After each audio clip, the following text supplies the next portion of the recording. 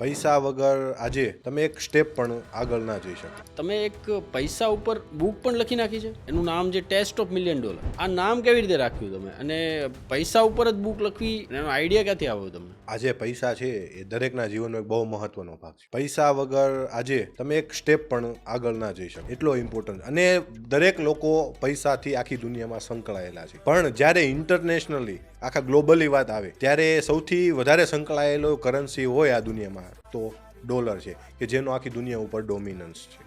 આજે ફેડ છે, આજે રિઝર્વ બેંક છે, પ્રિન્ટિંગ કેમ કરે છે મની, એનો પ્રિન્ટિંગ કરવાનો ઉદ્દેશ્ય શું? આજે 100 વર્ષ કરતાં વધારે પણ પ્રિન્ટિંગ કરે છે પેપર, તો પણ હજી એની પ્રિન્ટિંગની જરૂરિયાત પૂરી નથી થઈ અને આગળ પણ થવાની નથી. એનું કારણ શું? ઇકોનોમીને બેલેન્સ કરવા માટે. ઇકોનોમીને બેલેન્સ કરવા માટે નવા પૈસા નાખવા પડે, અને નવા રૂપિયા ડોલર નાખીએ એટલે એનું ડિવેલ્યુએશન થવાનું છે. આજે તમારી જે કરન્સી છે એ ડિવેલ્યુએટ થઈ છે. આજે કોઈ પણ ફેડરલ રિઝર્વ હોય, આજે જે કોઈ નવા રૂપિયા જે છાપે છે એ કાલે તમારે ઘરે પડેલા પૈસાનું ડિવેલ્યુએશન કરે છે. તો આ વસ્તુનું નોલેજ દરેક વ્યક્તિ પાસે હોવું જોઈએ. એના પર્પઝથી જ મેં આ બુક લખેલી હતી.